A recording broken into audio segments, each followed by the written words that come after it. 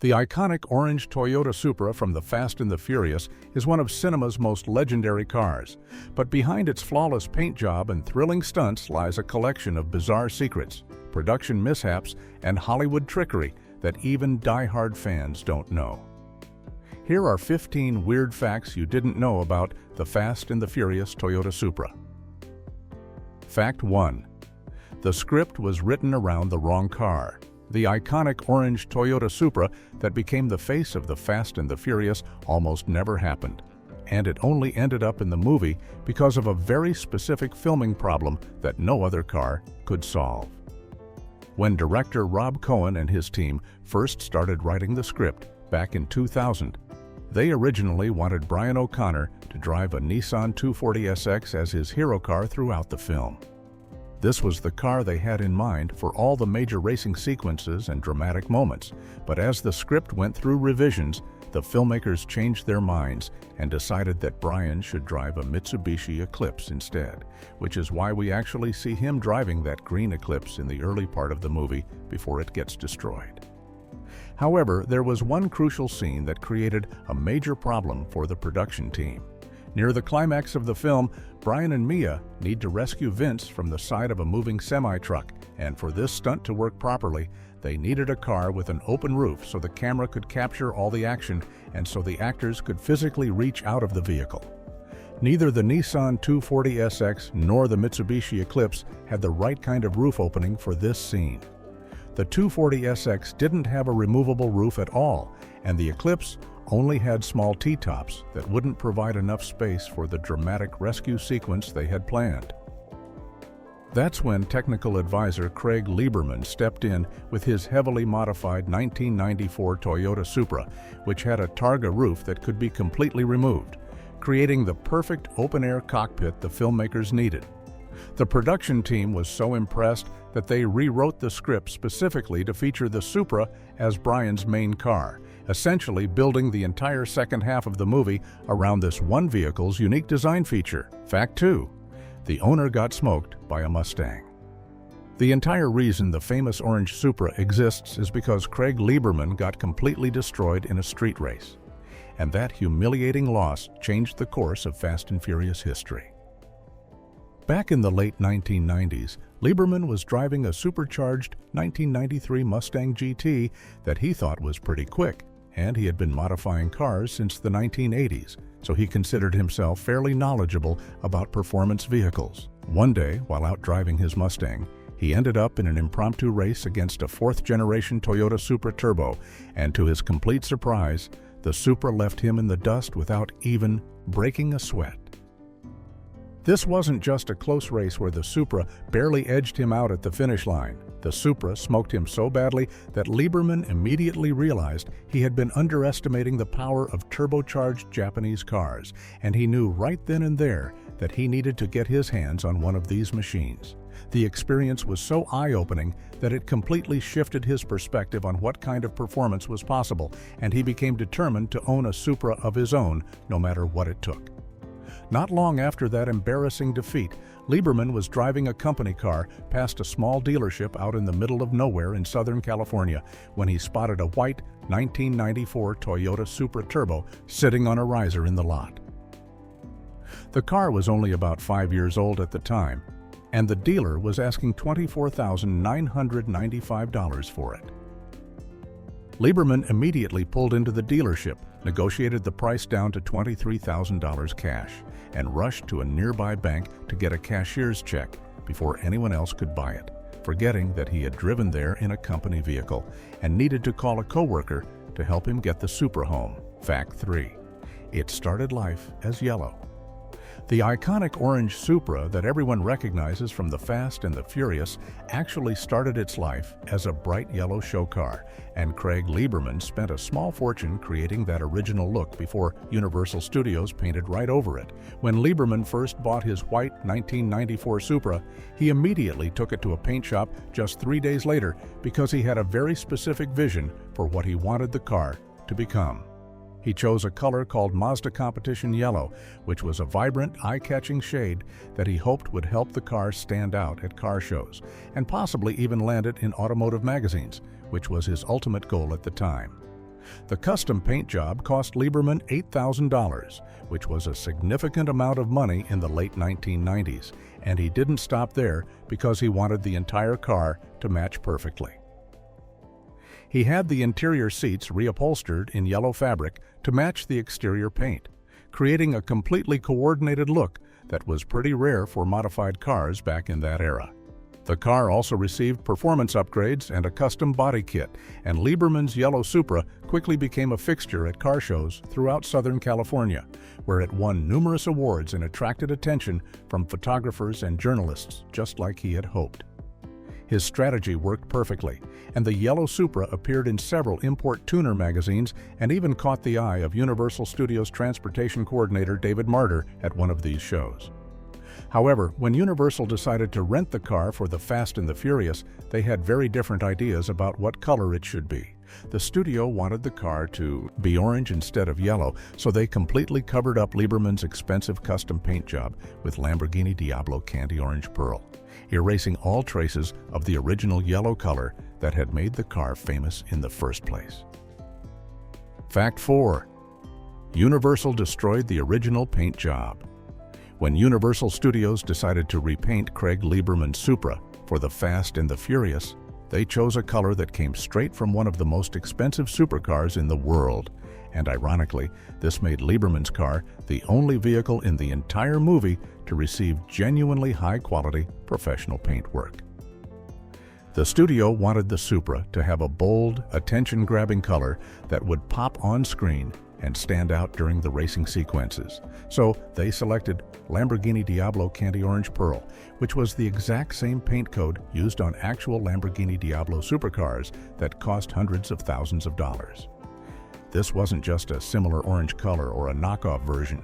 Universal took the car to Quigley's, a professional paint shop in Lake Forest, California, and had them apply the genuine Lamborghini paint using proper automotive techniques, which resulted in a stunning finish with depth and metallic flake that looked absolutely incredible under the California sun. The paint job was so high quality that it became one of the most recognizable and photographed cars in automotive movie history. And the color choice turned out to be perfect for the film's vibrant, sun-soaked aesthetic that director Rob Cohen was trying to achieve. What makes this even more interesting is that none of the other hero cars in the Fast and the Furious received this same level of paint quality. The replica Supras that were built to match Lieberman's car got cheaper, faster paint jobs because they were going to be used for stunts and potentially damaged during filming, so the studio didn't want to invest that kind of money in cars that might end up wrecked. This means that Lieberman's original hero car was literally the only Supra in the production that had authentic, showroom-quality paint, making it uniquely valuable and visually superior to every other vehicle that appeared on screen throughout the movie. Fact 5. The Junkyard Supra has a non-turbo engine.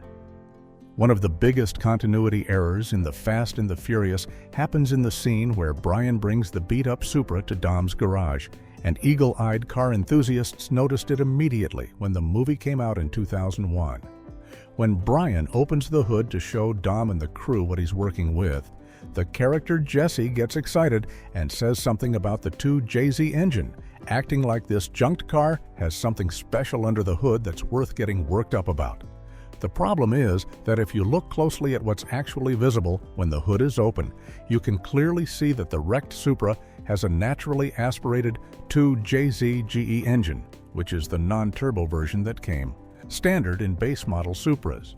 This is a pretty significant mistake because the entire point of the scene is that Brian has found a diamond in the rough, a car that looks terrible on the outside but has the powerful turbocharged 2JZ GTE engine that could be built into something incredible.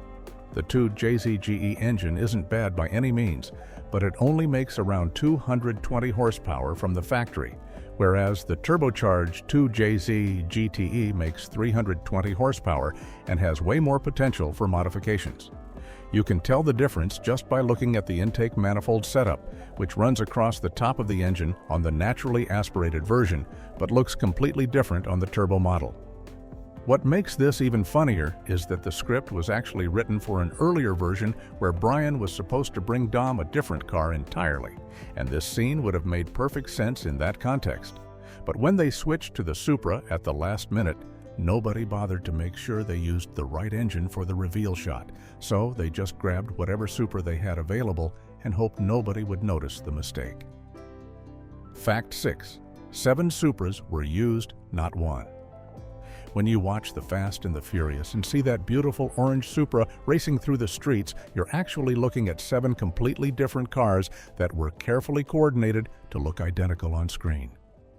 This is standard practice in Hollywood productions, especially for action movies where cars need to perform different functions and might get damaged during filming.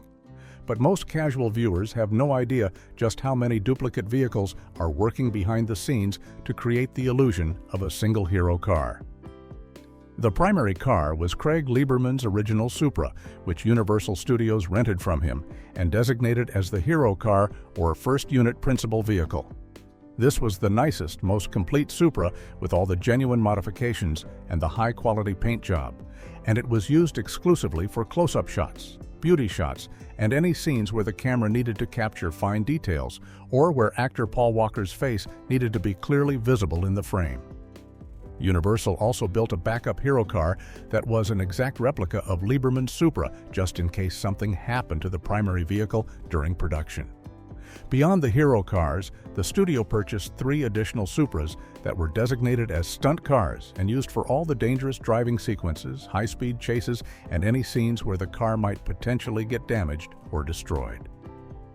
There was also a buck car, Oarn, which is a special vehicle that's mounted on a trailer or platform for blue screen and green screen shots where the background would be added digitally later. Finally, the production needed one more Supra that was already completely wrecked and burned out, which is the car you see being towed into Dom's garage on the flatbed truck at the beginning of Brian's build montage, bringing the total count to 7 separate vehicles working together to tell the story. Fact 7.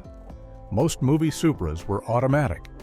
One of the biggest secrets about The Fast and the Furious is that most of the orange Supras you see speeding through Los Angeles and performing incredible stunts were actually equipped with automatic transmissions, even though the movie constantly shows close-up shots of someone shifting through the gears with a manual transmission. This might sound like a betrayal to car enthusiasts who love the film specifically because of its focus on manual driving and skillful gear changes. But there's actually a very practical reason why the production team made this choice for the majority of their stunt vehicles. When stunt drivers are performing complex and dangerous maneuvers like high-speed chases, precision turns, handbrake slides, and coordinated sequences with multiple vehicles, they need to focus completely on controlling the car's position, speed, and trajectory without any additional distractions. Having to worry about shifting gears manually while also hitting precise marks, maintaining specific speeds, and avoiding other cars or obstacles adds an unnecessary layer of difficulty that can make stunts more dangerous and require many more takes to get right. Automatic transmissions allow stunt drivers to keep both hands on the steering wheel during critical moments and put all their attention on executing the stunt safely and accurately. This is completely standard practice in Hollywood action movies, and the filmmakers know that audiences won't be able to tell the difference between an automatic and manual transmission just by watching the car drive on screen. Craig Lieberman's original hero car did have a genuine 6-speed manual transmission, because that was how he originally built it. But when Universal purchased additional Supras to serve as stunt doubles and replicas, they specifically looked for automatic transmission models because they were cheaper, more common, and much more practical for the type of filming they needed to do throughout the production. Fact 8. The $550,000 auction car is an automatic. When a Fast and Furious Supra sold for a record-breaking $550,000 at the Barrett-Jackson Las Vegas auction. In June of 2021, collectors and car enthusiasts were shocked to learn that the most expensive movie Supra ever sold actually has a 4-speed automatic transmission instead of the iconic manual gearbox that enthusiasts typically prefer. This particular car was designated as Stunt 1 during filming, which means it was the primary stunt vehicle used for multiple interior and exterior shots throughout The Fast and the Furious, and it was even driven on camera by Paul Walker himself in certain scenes, making it extremely valuable despite not having a manual transmission. What makes this even more interesting is that this automatic transmission Supra is essentially the complete opposite of another Fast and Furious stunt car that sold at auction 6 years earlier in 2015. That earlier car, which brought in $185,000, was equipped with a naturally aspirated 2JZ engine and a manual transmission, but it didn't have the factory turbo setup that made the Supra famous for its performance potential. The 2021 auction car, on the other hand, came with the genuine factory twin-turbocharged 2JZ engine that produces 320 horsepower, which is the high-performance power plant that true Supra enthusiasts care about, even though it's paired with an automatic transmission that purists might consider less desirable. The fact that the automatic transmission car sold for nearly 3 times the price of the manual transmission car shows just how much the movie car market values authenticity and provenance over mechanical specifications. Collectors were willing to pay a premium for a vehicle with the correct turbo engine and documented history of being driven by Paul Walker on screen, even if it meant accepting an automatic transmission instead of the manual gearbox that would typically be more valuable in the regular classic car market. Fact 9. Stunt cars had stock engines. While Craig Lieberman's original hero Supra was an absolute monster with 650 horsepower thanks to a massive single-turbo upgrade and extensive engine modifications, the replica Supras that you see performing most of the actual driving and stunts throughout The Fast and the Furious had completely stock engines with no performance upgrades whatsoever.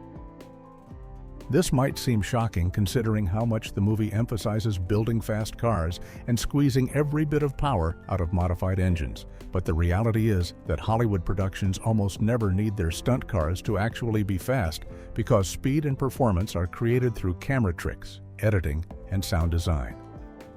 Rather than real horsepower, the filmmakers didn't want to spend the time or money installing expensive turbo kits, upgraded fuel systems, and all the supporting modifications that would be required to replicate Lieberman's 650 horsepower build on multiple vehicles, especially since those high-performance engines would need constant maintenance and could potentially break down during filming, causing expensive delays.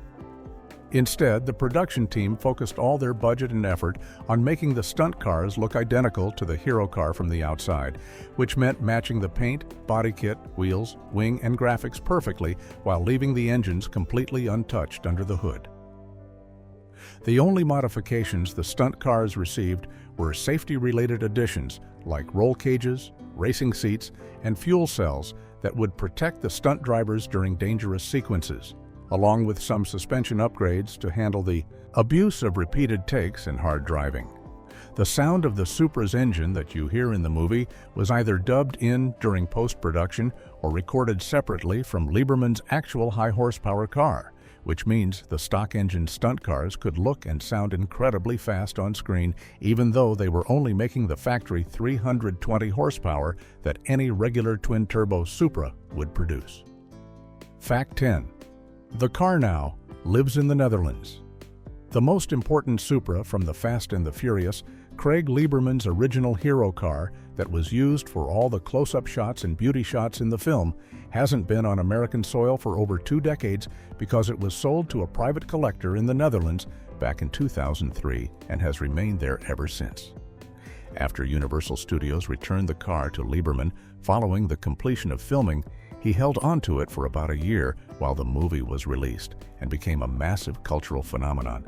But he eventually decided that he didn't want to keep the car long-term because he simply wasn't interested in being a movie car collector. When Lieberman received an offer of $185,000 for the Supra, he didn't hesitate to sell it because that represented a significant profit on his original investment and gave him the opportunity to move on to other projects and vehicles that interested him more. The buyer was a serious car collector from the Netherlands who specifically wanted this exact car because of its status as the primary hero vehicle from the film. And once the sale was finalized, the Supra was shipped overseas to its new home in Europe, where it joined a private collection that the public rarely gets to see. What makes this even more remarkable is that according to Lieberman, the current owner has kept the car in completely original condition without making any modifications or changes whatsoever, which means it still has the same Lamborghini orange paint, the same Troy Lee nuclear gladiator graphics, the same Bombex body kit, and all the same performance parts that were on the car when it appeared on screen. The owner has reportedly shown no interest in selling the Supra despite the fact that its value has skyrocketed over the years, and there's no indication that the car will ever return to the United States, making it an incredibly rare piece of automotive movie history that American fans may never get to see in person. Fact 11.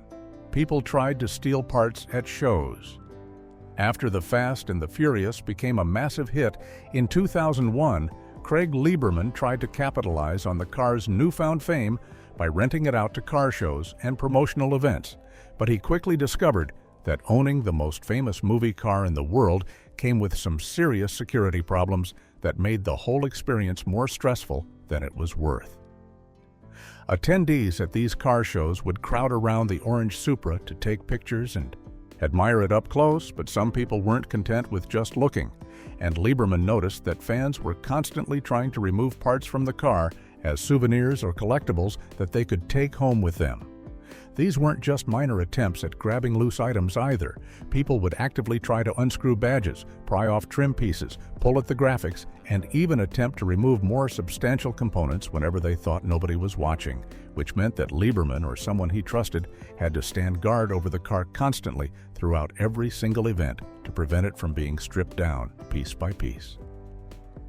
The situation became so frustrating and exhausting that Lieberman eventually concluded the car was simply too much of a hassle to keep, and he made a comment that really summed up his feelings about the whole situation, saying that the Supra was too ugly to enjoy for himself because of all the over-the-top graphics and styling that Universal had added for the movie.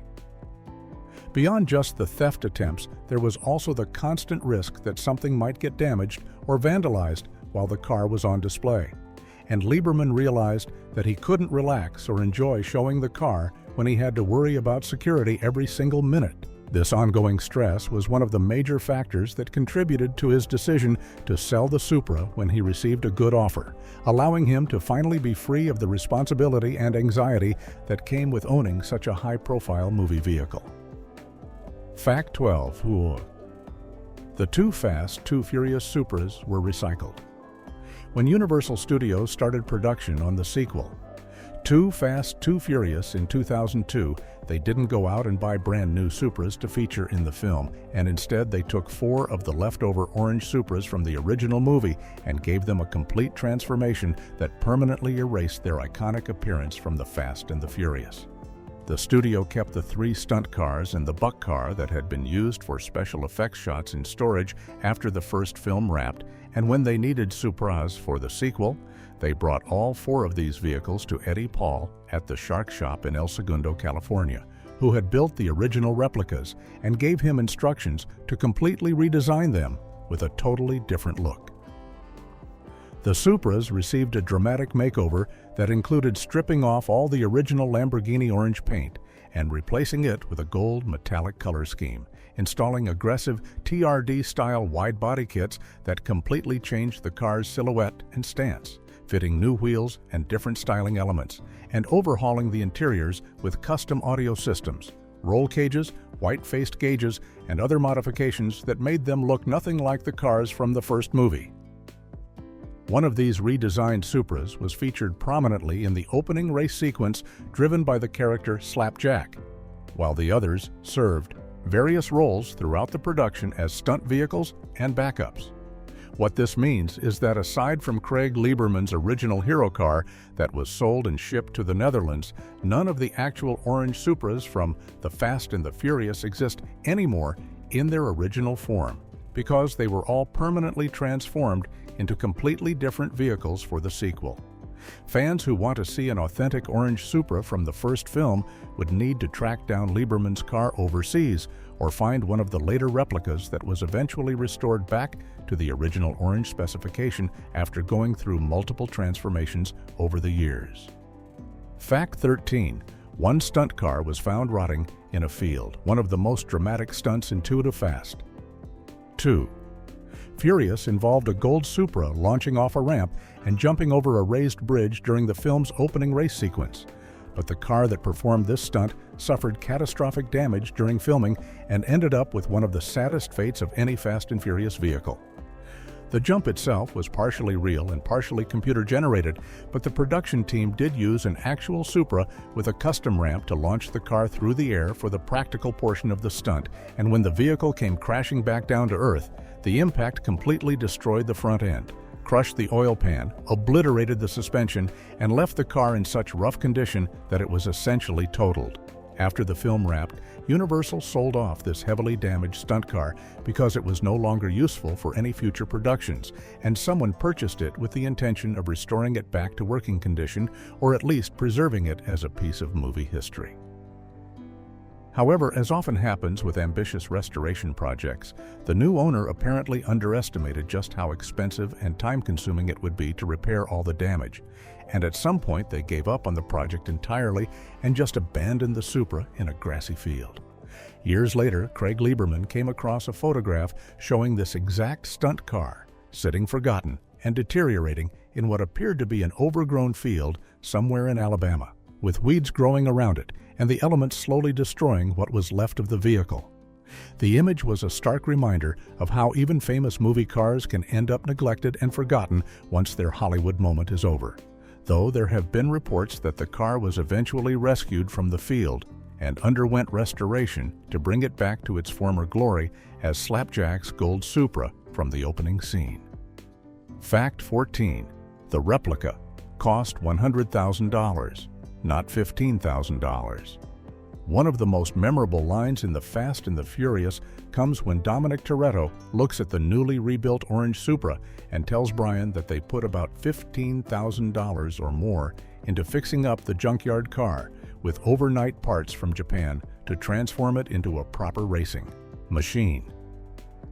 This number sounds somewhat reasonable for a budget build using aftermarket parts and hard work, but the reality behind the scenes was wildly different because Universal Studios actually spent well over $100,000 creating the Hero Supra and its replicas for the film, making it one of the most expensive vehicles in the entire production. The discrepancy between the movie's claimed budget and the actual cost comes down to the fact that Dom's line was written to sound realistic for the characters and the street racing world they inhabit, where people are supposed to be building fast cars in their garages without massive Hollywood budgets backing them up. However, when you factor in everything that went into creating the movie version of the Supra, including the professional Lamborghini paint job that cost thousands of dollars on its own, the custom Troy Lee graphics, the Bomex body kit that had to be imported from Japan, the 19-inch Racing Heart wheels, the APR wing, the TRD hood, all the interior modifications, and the labor costs for professional installation of every component, the expenses added up incredibly quickly. This $100,000 figure also covers the cost of building multiple replica Supras that could match the Hero car's appearance, since the production needed backup vehicles for stunts and different types of filming. The script's $15,000 claim was meant to make the build seem achievable and relatable to the audience, especially to young car enthusiasts who might dream of doing something similar themselves. But anyone who actually tried to replicate the movie Supra with all its authentic parts and professional quality work would discover that the real cost is many times higher than what Dom suggests in that scene. Fact 15. 2 lead actresses didn't have driver's licenses. In one of the most ironic casting situations in Hollywood history, 2 of the main actresses in The Fast and the Furious, a movie entirely about street racing and car culture, had never driven a car before, and didn't even have driver's licenses when they were cast in their roles. Michelle Rodriguez, who played Dominic Toretto's tough girlfriend Letty, and Jordana Brewster, who played his sister Mia, both grew up in situations where they never needed to learn how to drive, with Brewster explaining that she had grown up in New York City and relied entirely on public transportation to get around, which is extremely common for people who spend their whole lives in Manhattan. The problem was that Universal Studios had strict insurance requirements that meant every actor who would be filmed inside a moving vehicle needed to have a valid driver's license, even if they weren't actually driving the car themselves during filming, because the insurance companies wouldn't cover them otherwise. This created an urgent situation where both Rodriguez and Brewster were given a deadline to pass their driver's license tests, or they would be dropped from the production entirely and replaced with actresses who already knew how to drive, which put enormous pressure on them to learn this completely new skill in a very short amount of time. Jordana Brewster later described the experience as incredibly stressful, explaining that there was a ticking clock hanging over her head, and she knew that if she didn't pass her driving test on the first try, she wouldn't be able to get insured for the movie and would lose the role. Amazingly, both actresses managed to get their licenses just in time, and within a week of passing their driving tests, they were flown to Las Vegas along with Vin Diesel and Paul Walker for a special intensive driving school where they learned how to drive Formula One cars and perform the kinds of aggressive maneuvers they would need for the film's racing sequences.